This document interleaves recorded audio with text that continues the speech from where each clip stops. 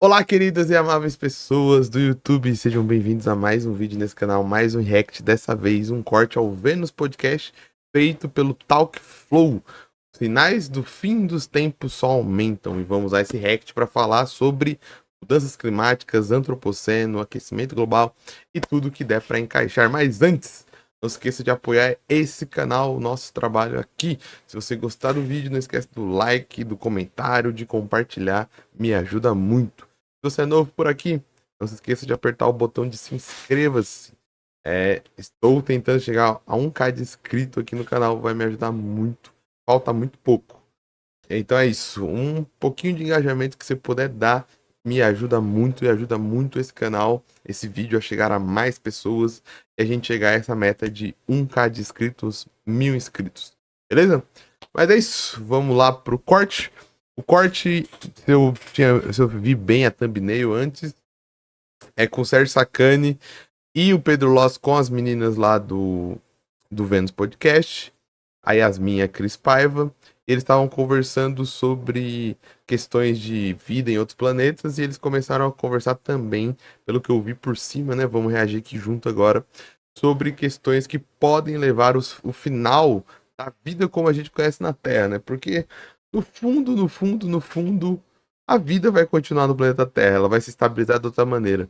O que vai acabar é a vida como nós temos hoje. O que vai acabar é o planeta que nós temos hoje, do jeito que ele tem, as disposições que ele tem e do jeito que é excelente pra gente. Não é à toa que nós estamos num tempo geológico, não sei se todo mundo é familiarizado, mas os tempos geológicos, eles são denominados por nomes científicos, né? E um tempo geológico atual, alguns pesquisadores, e ainda não é um consenso, não é algo que todos usam, mas que eu acho muito interessante, que é o antropoceno, né? É esse período geológico onde o ser humano está causando a extinção de outros seres vivos e está causando a sua própria extinção. A gente teve várias grandes extinções de vida no planeta Terra. Na faculdade de biologia, nas aulas de biologia, os biólogos sempre gostam de falar que provavelmente, 99% das espécies que já viveram no planeta Terra foram extintas. Mas o que acontece é que nenhuma extinção está sendo como a de agora. Uma extinção em tão rápido tempo, com tantos danos e feita por uma espécie de maneira consciente. Nós, seres humanos, estamos destruindo as outras espécies e nos destruindo de maneira consciente. Por exemplo, do aquecimento global, nós já sabemos há mais de 50 anos que o aquecimento global estava começando a acontecer e poderia acontecer. Os estudos que falam sobre efeito estufa são antiguíssimos. Nós temos vários dados há muitos anos sobre a extinção de espécies através de desmatamento. Covid-19, acredite você ou não, era um vírus que já tinha sido premeditado por pesquisadores lá no começo do século XXI, falando sobre como o desmatamento e como a destruição de biomas pode levar a doenças novas e a epidemias novas. Inclusive, a gente já tem estudos hoje que já estão falando sobre o perigo da destruição da Amazônia e como a destruição da Amazônia pode causar uma nova epidemia. Ou seja, no momento atual, talvez, infelizmente, a gente, como comunidade, esteja prevendo a epidemia daqui 50, 70 anos. Tá ligado? Então, é muito importante a gente. Por isso esse nome, né? E por isso que é muito importante a gente discutir essas questões ambientais. Mais importante do que muitas outras coisas que a gente fica perdendo tempo discutindo. A questão de manter o planeta estável para a vida é essencial, porque ele que vai possibilitar a chance de a gente continuar sobrevivendo, tendo a nossa espécie, tendo os nossos filhos, nossos sobrinhos e as próximas gerações. Não adianta nada a gente discutir um monte de outras coisas se não vai ter nem planeta para desenvolver qualquer que sejam as outras coisas que a gente está discutindo, principalmente na internet. Tá bom? Vamos lá pro vídeo. Vamos ver o que a galera tem para falar. Será que estamos sozinhos no mundo? A gente também gosta de tratar um assunto aqui que a gente até falou outro dia, que é o fim do mundo, né? Por conta das alterações climáticas. A gente trouxe a Mari Krieger, que é bióloga, e a gente estava falando da ebulição global. Em que pé estamos com isso, Sérgio?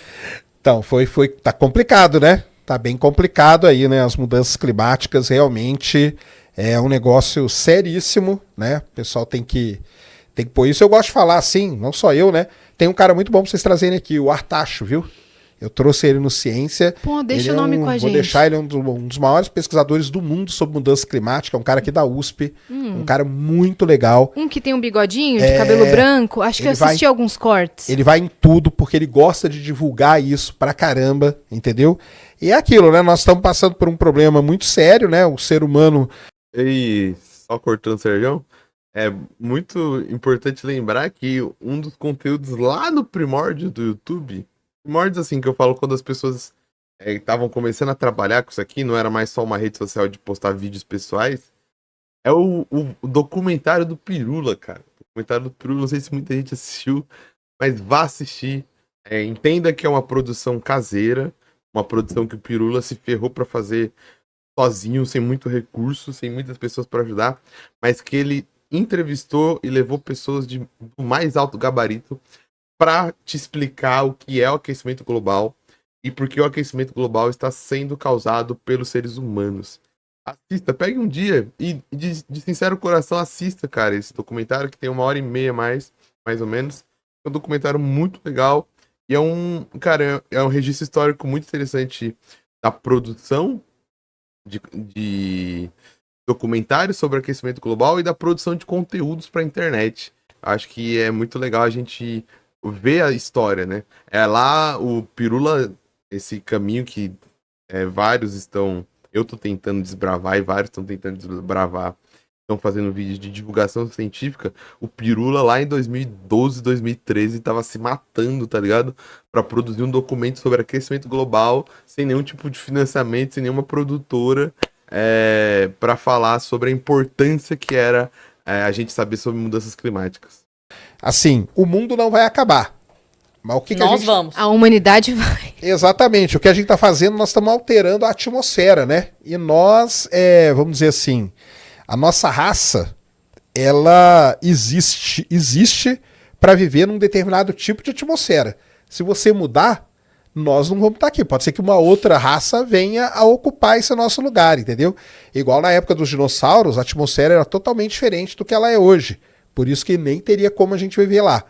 Então, essas mudanças são sérias e eu gosto de falar que o aquecimento é uma das consequências, mas tem várias outras. Várias outras complicadíssimas. Exemplo. Por exemplo, começou a nascer flor na Antártica, no meio do gelo. Que bonito. Cara, isso não é bonito. Isso é um sinal. Isso aí é um sinal que nós estamos mudando de coisa alerta. pra cá. Exatamente.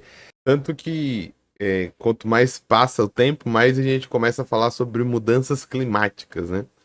Porque o aquecimento é uma só dessas mudanças, o aquecimento é a principal mudança que a gente consegue medir, mas esse aquecimento e a propagação de mais calor na atmosfera por conta do acúmulo de gases carbônicos e gases que absorvem calor, vai mudar várias outras coisas. Por exemplo, a gente tem projeções de que provavelmente a Grã-Bretanha, se a gente não conseguir parar as mudanças climáticas, ela vai congelar, tá ligado? Porque vai ter diversas mudanças climáticas ali na região que envolvem vento, que envolvem maré, que envolve um monte de coisa que vai provavelmente impedir a sobrevivência através do congelamento da Grã-Bretanha. Você pode falar, Léo, que loucura, mas não tá aquecendo e tudo mais. Então, gente, a gente sempre fala de aquecimento global, a gente tá falando de uma média. Quando eu falo que quando o IPCC, que é o painel da ONU que estuda as mudanças climáticas, fala que estamos aumentando 1 grau, 1,5 graus, ele está falando que a gente está somando a temperatura de todos os países, de todos os lugares que a gente tem, dividindo e fazendo uma média. Então tem lugar que vai congelar, tem lugar que vai subir 20 graus, tem lugar que vai subir 5, tem lugar que vai virar um deserto. Por exemplo, as projeções para a Caatinga brasileira é que ela passe de um ambiente semiárido, onde existe vida, existe floresta, existe espécies vegetais, existe animais, uma espécie árida, vai virar um deserto. E as projeções são que o cerrado provavelmente vire semiárido, vire uma espécie de caatinga. As projeções, por exemplo, para a Patagônia, para o norte do Canadá, é que eles deixam de ser uma região congelada e comece a ser uma região que a gente possa viver, provavelmente. Mas não quer dizer que isso é bom, quer dizer que a gente vai estar mudando de maneira trágica e muito rápida toda a estrutura do nosso planeta. Começa a ter ciclone no Brasil. Quem tinha ouvido falar em ciclone no Brasil? Agora, já teve um ano passado, um ano retrasado, esse ano já teve um, Porto já Alegre, teve um outro. Porto Alegre ficou embaixo Foi d'água naquele destruidor. dia. Foi assustador. Foram Então, 2, inclusive, né? Exatamente. Isso aí não é uma coisa normal. Isso aí é o quê? São mudanças na atmosfera que resultam em chuvas extremas, eventos extremos que a gente chama, em lugares que não estão preparados. Porque acontecer um evento extremo desse em lugar que é preparado, o lugar está preparado para isso. Por exemplo, Bangladesh. Bangladesh é um dos países que mais sofre com as mudanças climáticas, porque ele está numa região que tem aqueles climas de monções que a gente chama, Sei. que chove pra caramba, destrói tudo, igual na Índia também, sabe? E eles estão preparados. Agora, Porto Alegre não estava. Deu aquela confusão Sim. toda. Então, por exemplo, começa a parar de chover na hora certa no Mato Grosso. Nós não vamos mais conseguir plantar soja, porque a soja ela precisa de uma chuva em tal época e da seca em tal época, tudo certinho. Se você bagunça isso, não tem mais soja. Não tem mais soja, quem vive da soja lá vai para onde? É. Vai vir para cá. Tanto que a maior burrice do agronegócio é não apoiar, de qualquer governo que seja, não apoiar medidas contra a destruição da Amazônia. Um dos fenômenos pelo qual a gente tem chuva no Brasil, inclusive, é pela questão da evapotranspiração de água da Amazônia. Os grandes empresários, os grandes milionários capitalistas que são donos das empresas que plantam soja no Brasil são burros de não lutar pela preservação do meio ambiente. Se eles fossem inteligentes, eles financiariam não a bancada que quer legalizar garimpo no Amazonas, não a bancada que quer legalizar um monte de terreno dentro de reserva indígena. Se eles fossem inteligentes, eles bancariam as reservas indígenas. Nem tô zoando, tô falando sério. Se eles fossem inteligentes, eles bancariam a preservação da Amazônia.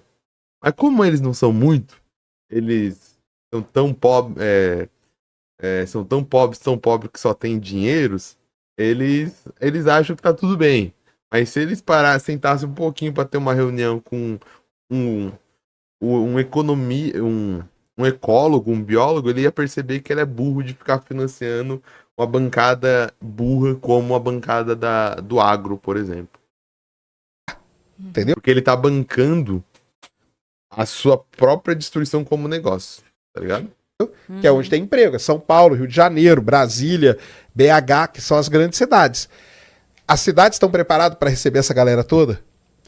Tem doenças também. Tem doença que só acontece ali na borda entre Mato Grosso e Amazonas.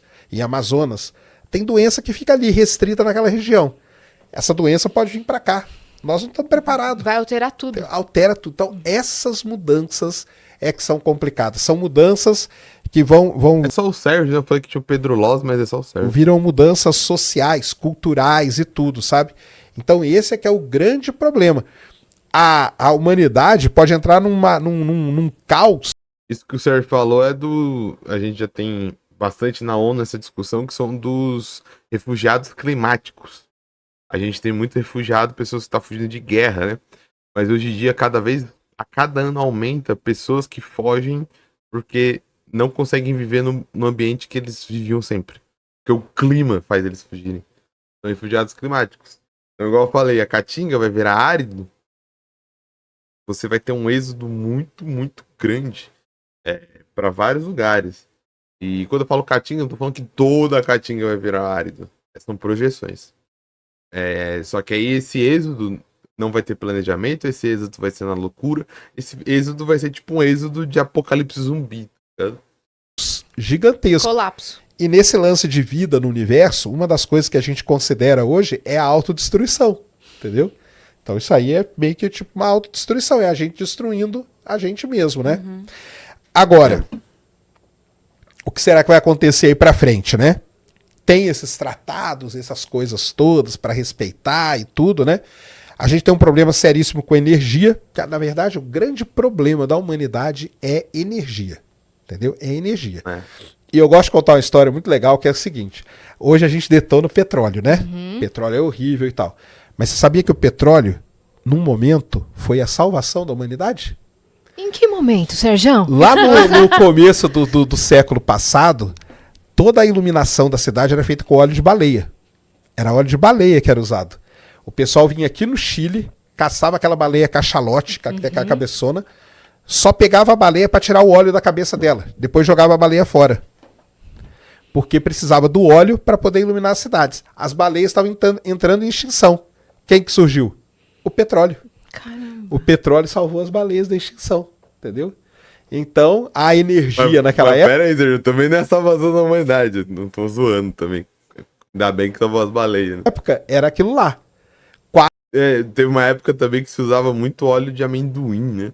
Quase que deu... Pra lubrificação. Eu só tô falando de uma anedota também, igual o óleo da baleia. O óleo de amendoim foi muito utilizado também em indústria, em lubrificação, um monte de coisa. o problema. Agora com o petróleo também. Então, o grande problema da humanidade é a energia. Por isso é essa busca por... Agora vaza petróleo e mata a baleia. Quer Agora, dizer, não nada. exatamente. Agora o excesso, o excesso mata, é isso mesmo. Aí acontece isso. E aí o pessoal vai. Energia eólica tem problema também. Sim. Não é uma das melhores. Ela altera o ambiente, aquela hélice lá tá mudando um monte de coisa também. Ela, às vezes não parece, mas pô, aquelas pá para ela conseguir ficar em pé, o tanto de concreto ou de outro mineral que vai ficar no chão é gigantesco. Então você tem uma transformação, muitas vezes, do ambiente. Às vezes o ambiente aberto, dependendo do lugar que você colocar, talvez não seja tão alterado. Mas o ambiente subterrâneo pode ser muito alterado. E é muito difícil que o ambiente aberto seja muito alterado, principalmente com aves, com outros animais e tudo mais. E, inclusive, tem um vídeo aqui que eu reagi sobre uma matéria da BBC News, que você tem uma destruição do ambiente populacional também. Porque muitas dessas pás, muitas das usinas eólicas, não por motivos que não se entende, só pode ser maldade das empresas que fazem isso. Elas não são... Aqui no Brasil, as usinas não foram construídas longe de centros habitacionais. Ou seja, você tem usinas que estão a 700 metros de um povoado. Esse povoado simplesmente, hoje em dia, não consegue dormir direito por conta do barulho das hélices das usinas eólicas, por exemplo. Energia O que hidrelétrica. acontece? Desculpa. Qual que é a mudança? Aquela hélice lá mata pássaro pra caramba, sabia? Muito pássaro. Às vezes ela tá mudando ritmos e sentidos de migração de pássaro já. Porque eles descobriram que eles não podem passar ali no meio, que eles vão ser decepados, entendeu? E isso altera também. Altera o ambiente, porque elas são colocadas no fundo do mar. Aquilo ali dá uma alterada. Não é um negócio totalmente limpo. Entendi. Entendeu? Entendi. É lógico que é melhor, mas não é totalmente Sim. limpo. Hidrelétrica também. Para ter uma hidrelétrica, você tem que inundar uma região gigantesca, né? O Lago É de uma Itaipu. opção, mas não é uma solução, né? Exatamente. São métodos. Porque aí a gente entra, foi uma palestra até muito boa, eu nunca vou me esquecer, na faculdade, que um professor lá deu, do mito da energia limpa. Não existe energia limpa. A gente tem que parar de falar energia limpa. São energias com menos impacto, mas não existe usina que não cause impacto. Toda usina de energia construída, seja hidrelétrica, eólica, nuclear, vai ter um impacto. Então a gente tem que ir atrás da usina que tenha menos impacto. O que a gente acabou descobrindo que é uma usina termoelétrica, que é basicamente queimar petróleo ou queimar carvão mineral para produzir energia, ela causa muito mais impacto do que uma usina hidrelétrica e eólica e tudo mais.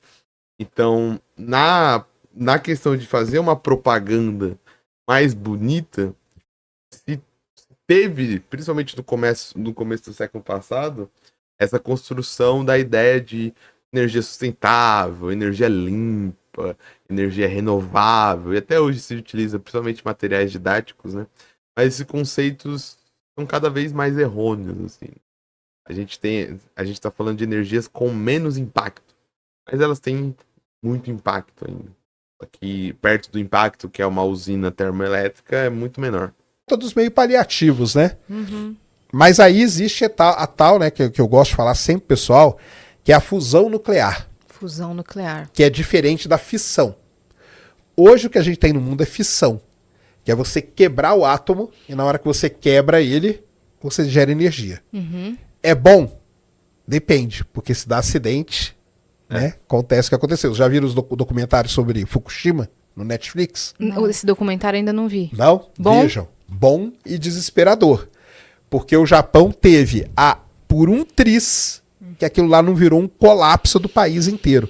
Eles iam ter que evacuar 60 milhões de pessoas do lugar. Acidente nuclear? Foi acidente nuclear de Fukushima, Meu por Deus. conta do terremoto. Por conta do Entendeu? terremoto. Então, é complicado. Pra caramba. Aqui no Brasil a gente tem Angra 1, Angra 2 ali. Essa é a fissão nuclear. Essa é a fissão. Você quebra o átomo. Na hora que você quebra ele, você gera energia. E a gente tem Na a hora que fusão. Na hora que você quebra, você gera uma reação em cadeia, que os outros átomos vão quebrando também. E aí você tem uma liberação de energia constante. Inclusive, se eu não me engano, esse ano inaugurou, ou foi ano passado, inaugurou Angra 3. Ou tá para inaugurar Angra 3. Que é a segunda base de... A gente tinha Angra 1, Angra 2, agora a gente tem Angra 3. Ou seja, a usina nuclear brasileira aumentou um pouquinho mais. A fusão é quando você colide dois átomos. É o que acontece dentro do Sol. O Sol ele está fundindo átomos de hidrogênio, produz um átomo de hélio. Só que nesse processo, você gera energia. Entendeu? Então você consegue pegar a energia da fusão nuclear. Essa é limpa. Essa é 100% limpa. Essa não traz problema nenhum. E é em altíssima temperatura, então. É altíssima temperatura, ela tem os seus problemas. Hoje, atualmente, a gente não consegue. A gente está gastando mais energia do que é produzida por fusão. Mas para você ter uma ideia, hoje, França, Alemanha, vários outros países da Europa, China, Estados Unidos, o maior investimento desses países é em fusão nuclear, que é para tentar resolver, porque eles sabem que você conseguiu fazer isso, tá resolvido. Aí tem a chance da gente conseguir reduzir essas temperaturas aí e voltar tudo ao normal. Porque aí nós vamos ter uma grande... Segurança e praticidade com a escada telescópica Propaganda. de alumínio de R$ Preciso de alguém. 599,90 por apenas... Que redução. me empreste YouTube Premium. O YouTube, nem o ADBlock mais funciona. O YouTube tá burlando o ADBlock. Ele tá passando por cima daquilo que bloqueava o anúncio. Pra você que procura. Tem que assinar o YouTube Premium agora pra fazer react. em poluentes e tudo. Porque essa energia ela não polui. Entendeu? Tem como se... Não é louco isso? Vamos parar. E não é... A questão não é o Sergião, tá? Não, tá? É os países. Não é louco que a gente, como humanidade, a gente fique mais preocupado em procurar uma solução que está muito longe. Eu não tô falando que não tem que ter pesquisa com fusão. Mas a gente fica desesperado procurando uma tecnologia para salvar-nos dos nossos erros, em vez de, em comunidade, a gente entender os nossos erros e parar de errar. É meio bizarro isso. Porque, pô, que a fusão seria a salvação. Mas, pô, a gente, no momento que a gente está da humanidade, dá pra gente dar uma freada. A gente tem coisas pra parar um pouco, só que a gente não se esforça como nação, como política e tudo mais pra parar. Né? Como humanidade, a gente vai sempre buscando algo que nos salve dos nossos erros, que nos salve nas nossas decisões erradas, em vez de nós mesmos nos salvar, sabe? Salvar no sentido de sentar e falar, ó, rapaziada, presidentes do mundo todo, temos merda, é isso aí, vamos diminuir os bagulho rápido, vamos para salvar o planeta, vamos, por alguns anos, diminuir o uso de automóveis individuais e promover o uso de linhas e transporte público de qualidade e que venham de tipo de energia menos poluente. Vamos diminuir o uso de termoelétricas e vamos investir muito e até gerar empregos e riqueza construindo outros tipos de usinas que já existem. São excelentes? Não são. Como eu falei, não tem energia limpa, mas que vão poluir menos. Rapaziada, vamos, tipo, tem um monte de solução, tá ligado? Tem um monte de coisa pra gente fazer pra, tipo, É tipo o isolamento social na pandemia. Ninguém, nenhum cientista falava que o isolamento social ia salvar a gente da pandemia. Era tipo, rapaziada, vamos diminuir a merda? Vamos parar um pouquinho e pensar o que a gente tem que fazer pra salvar vidas? Tá ligado? Mas no final o que as pessoas queriam logo era um remédio que salvasse tudo. Daí que se ouve o mito da cloroquina e outros remédios, porque as pessoas não queriam, tipo, parar, sentar e ver que, pô, como sociedade a gente precisa parar agora, rapaziada. E se a gente quiser se salvar, é parar, sentar, o governo distribuir dinheiro. Ah, meu Deus, mas o governo vai ajudar. Parceiro, o governo tem que distribuir dinheiro agora porque a gente precisa salvar umas vidas. Mas não, a gente quer um remédio que vai salvar. E os governos agora ficam nessa de, tipo, em vez de gastar muita grana desenvolvendo sistemas de transporte, desenvolvendo uma política pública de diminuição de poluição, não, vamos jogar dinheiro em cima de fusão nuclear e vamos torcer para que a fusão funcione. Por quê? E se nunca acontecer? E se nunca for viável a fusão nuclear? A gente vai, tipo, destruir o planeta porque não deu fusão nuclear, rapaziada. É isso aí. É meio tenso, né? Meio zoado isso. Se especializar nisso para você ser um profissional de Tem, fusão ué. nuclear? Faça física, se especialize em física nuclear. Que será necessário. Muito necessário, muito mesmo. Hoje é uma linha aí que tem muita pesquisa no mundo, é muita grana investida. Os países da Europa inteira, eles têm um projeto chamado ITER, que é para construir um reator gigantesco europeu. Porque a Europa tem um problema sério de energia. Ela tem que pegar, boa parte da Europa pega gás lá da Rússia. Aí tem guerra, o que a Rússia fez? Cortou lá. Não, falou, o presidente lá não falou, nós vamos congelar os alemães hoje. Que eles cortaram o gás, não tem energia lá. Aí os alemães foram lá e religaram as termonucleares, que é terrível, que é queimar carvão. É pior do que queimar petróleo, entendeu? Que é direto da atmosfera mesmo. Então, esses países europeus, eles se juntaram, criaram o projeto ITER, que é para construir um grande reator de fusão nuclear. A China tem um que é chamado Segundo Sol. É legal pra caramba o nome, porque é o que acontece dentro do Sol. Quando o segundo sol chegar. Quando o Cássia segundo Sol chegar. Cássia É isso Eller aí. sabia, Cássia Eller né? profética. Ela estava muito à Profética. frente de seu tempo. Isso mesmo. E nos Estados Unidos, eles fazem fusão com laser, que é um negócio sensacional. Caraca. Que eles pegam um laser de altíssima energia, jogam num elemento, e na hora que aquele elemento vai ser destruído pelo laser, os átomos ali no momento eles se fundem, e aí eles geram energia. Isso aí foi um físico na década de 60 que descobriu, e esse laboratório é o único até hoje que conseguiu gerar energia positiva. Um pouquinho, mas já conseguiu. Então os Estados Unidos está bem avançado. Ele está avançado nisso. Tem muita startup nos Estados Unidos hoje para fazer reatores pequenos de fusão nuclear também. Então tá aí. A salvação, e não estou falando só pessoal, você só fala isso. Eu conversei com o Artacho aqui e conversei com o Galvão, que é o presidente do CNPq também. E nós concluímos, no alto da nossa pedra, tô brincando, nós concluímos que é a salvação da humanidade, é isso aí. É a solução. Essa é a Porque solução. muito se fala também sobre o cânhamo, né? Que é aquela planta. É o ASMOV.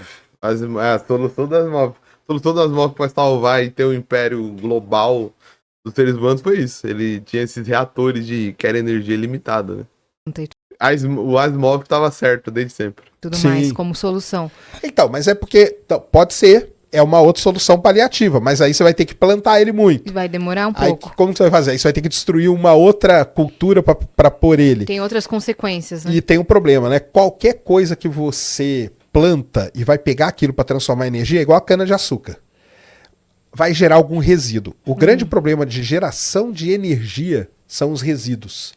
Então você tem resíduo nuclear, lógico que é o pior de todos, né? Mas o resíduo do petróleo, que é jogar gás do efeito estufa na atmosfera, entendeu? Então todos eles têm uma coisa, a fusão não tem. Entendi. Posso politizar? Tá liberado a internet? Posso dar uma de Twitter?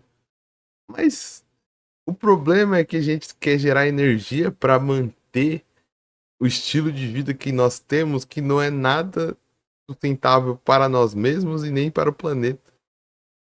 A gente quer gerar energia para manter um estilo de produção de produtos, de economia, vida, de Instagram, de rede social, de sugamento, que não faz sentido, tá ligado? Porque a gente tem que produzir não é o único motivo, mas um dos motivos que a gente tem que produzir tanta energia é para manter sustentável um tipo de vida que nós temos como sociedade que é totalmente predatório pro planeta, tá ligado?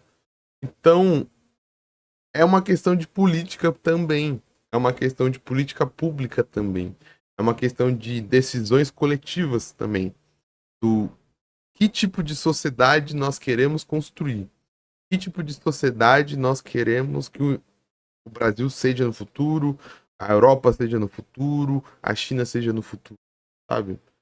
Porque será que o tipo de sociedade que nós estamos construindo não é também o que leva a nos destruir, porque nos leva a querer produzir infinitamente coisas que muitas vezes nós não precisamos produzir de maneira infinita?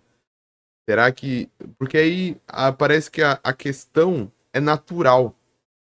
De que não, o ser humano vai precisar cada vez mais de energia, e vão produzir cada vez mais energia.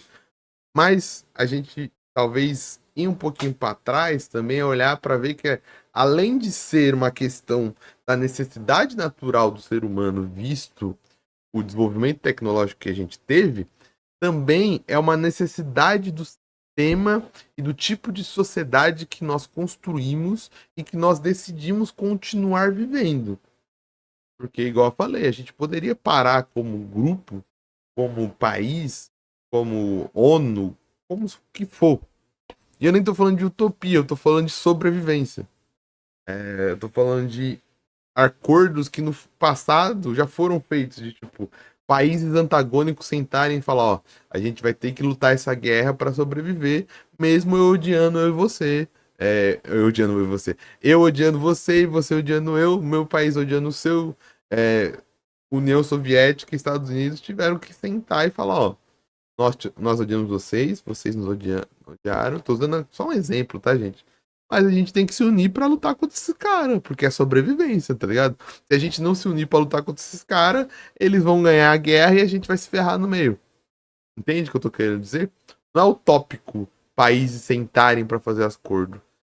Mas nenhum desses países quer ceder o tipo de sociedade, o tipo de vida que nós construímos. Certo?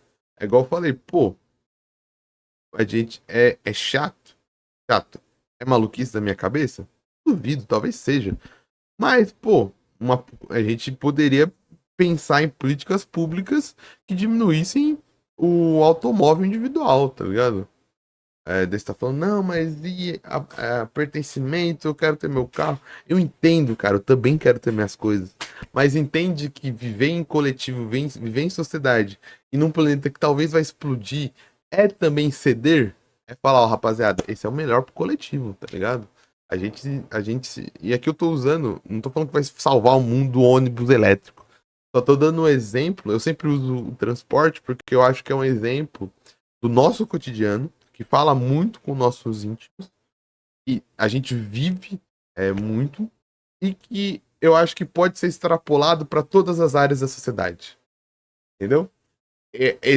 Isso de largar a mão, ter um carro individual, não tô falando da sua individualidade, tô falando do carro, do transporte individual, para você ter algo coletivo, para mim é um exemplo que eu dou muito para falar isso, o tipo de mundo que nós queremos construir. Talvez se a gente mudasse a nossa perspectiva enquanto grupo do mundo que nós queremos construir, talvez a gente chegasse num modelo mais sustentável para o planeta que a gente tem. A fusão ela não tem, ela é limpa, ela não... Deu problema? Vai lá e puxa da tomada. Reator desliga, acabou. Entendeu? Agora, nós vamos viver sem petróleo? Não vamos também. Não é porque eu trabalho com petróleo, não que eu estou defendendo, não.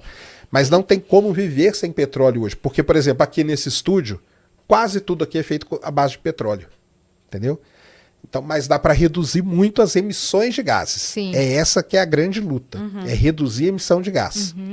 Então você pega, substituir transporte público por ônibus elétrico. Aqui em São Paulo já está tendo, né? Já. Vocês já viram? Ônibus 100% Sim, elétrico. já vi. Tá em teste tudo. Então isso aí é muito bom, entendeu? Carro Carro elétrico. carro elétrico, mas aí o carro elétrico, no caso do Brasil, a gente tem que ter uma infra porque não tem lugar para É carregar. verdade. Pô, cara, Entendeu? sim. Mas nos Estados Unidos, na Europa, isso aí já é normal, carro elétrico. Então, carro elétrico, ônibus elétrico, qualquer coisa que você vai fazendo, vai diminuindo um pouquinho. E aí, a gente E vai. como é que a gente pode se preparar para as mudanças climáticas? Já compra já 10 ar-condicionados para a família inteira? O que a gente faz? Então, mas aí que tá, né? O problema é o seguinte, se for esquentar, que é o tal da ebulição que você perguntou, né? É. Que o mundo entrou em ebulição. Esse ebulição é por causa das temperaturas que vai atingindo ali. A NASA e o NOAA, que é o departamento americano que cuida da atmosfera, cada mês que passa, eles estão vendo que está sendo o mês mais quente da história, entendeu? Então, o mês passado... Inclusive, no momento que estou gravando, na semana que estou gravando, as previsões falam que eu vim para São Paulo, tá, gente? Eu moro no estado de São Paulo, desculpa, nos outros estados. Eu não sei se nos outros estados estão confirmados isso, mas vai ser recorde histórico de calor em São Paulo. Média de 39 graus na próxima semana. Eu tô aqui gravando na semana 9 de novembro. E parece que a semana que vem vai ser 9 de novembro de 2023. Semana que vem vai ser recorde de calor no estado de São Paulo. Foi aquele recorde de temperatura, né? Que foi terrível em vários lugares do mundo. Vamos ver agora como que vai ser o inverno na Europa e nos Estados Unidos, né? Pode ser um negócio... Porque o extremo... Qual que é o problema do extremo? Que não é só o calor, é o frio também. Putz, cara. Entendeu? O frio também. Então, nós temos que acompanhar. O El Niño tá aí ativo. Tem gente que fala que é o mais forte de todos os tempos. Tem gente que fala que parece que não é bem assim. Temos que esperar. Porque tem um negócio muito sério na atmosfera, que isso o pessoal não entende. Não é porque você fez um negócio hoje que o efeito vai ser amanhã. Entendeu? A atmosfera, o planeta, ele é muito grande. A atmosfera, ela é um negócio muito complexo. Então, ela tem uma inércia. Até alterar, demora. Então, por exemplo, porque teve queimada em excesso na Amazônia. O efeito daquelas queimadas, talvez a gente esteja sentindo hoje, que é tipo 2, 3 anos depois. Então, o efeito na atmosfera, ele demora uns 3 anos para ser sentido. Entendeu? Só que as pessoas não pensam nisso. Então, ela tem esse lag ainda. Por isso que esse avisam. delay. A gente vê isso com a camada de ozônio, né? Tipo, os gases CFC que davam problema na camada de ozônio, pra quem não manja, destruíam a camada de ozônio e criavam um buraco da camada de ozônio, eram os gases CFC, fluorofluoreto carbono. Eu não pronunciei errado. A gente proibiu eles há muito tempo. Só que o efeito foi tão prolongado, e mesmo depois da proibição, lugares usavam de maneira proibida, e a gente tá vendo o buraco se fechar hoje em dia, tá ligado? Mas a proibição do CFC já tem muitos anos, tá ligado? Mas a recuperação da atmosfera e a recuperação da camada de ozônio que fica acima, né, do efeito estufa, demorou bastante tempo. Antes falam, vai acontecer tal Exatamente. coisa. Aí não acontece, a gente acha, não aconteceu. Não aconteceu, mas espera daqui 2 anos, você É. vai falar, caramba, por que tá tendo ciclone aqui? O pessoal que estuda climatologia, né, esse estudo aí de climatologia, o pessoal que estuda, eles pegam fenômenos extremos e voltam 2, 3 anos para trás, para ver o que aconteceu ali. Aconteceu isso aqui, ó, teve mais incêndio, teve esse vulcão causa problema também, altera bastante. Às vezes tem erupções muito grandes, então, que é bom, por um lado. E na década de 90, não sei se vocês vão lembrar, teve o grande vulcão Pinatubo, na Indonésia. Foi um vulcão super famoso, foi uma das maiores erupções que a gente já teve. Ele ajudou a esfriar. O vulcão ajuda a esfriar, porque ele cria uma coberturazinha ali, diminui a incidência, entendeu? Refletiu anos depois. Refletiu anos depois, isso aí. Entendi. Então essas coisas tem que dar um tempo pra gente, mas o pessoal que estuda sabe de tudo isso. E aí temos que ouvir eles pra gente se preparar, né? Só que estão dando estimativas já, né? Estão falando de 3 a 5 anos, uma coisa assim, pra gente entrar em colapso total. Falando de estimativa, é isso real aí, esse número? isso. Porque, bacana. qual que é o problema? Boa tarde a todos. O problema é o seguinte, é que tem que tomar cuidado com essas estimativas, é assim, se a gente não fizer nada, entendeu? Meu Deus, mais uma propaganda. Obrigado. A gente entra em colapso. Por destruir os meus reacts. Muito obrigado. De verdade. Próximo, não sei, acho que talvez um pouquinho mais, talvez Eu já uns queria uma 10 resposta anos. aqui, não, nada a ver essa estimativa. Imagina, não. Yas. Não, a estimativa tem tudo a ver. É que o IPCC, eu não estou enganado, posso estar enganado, ele sempre trabalha com 3 grupos.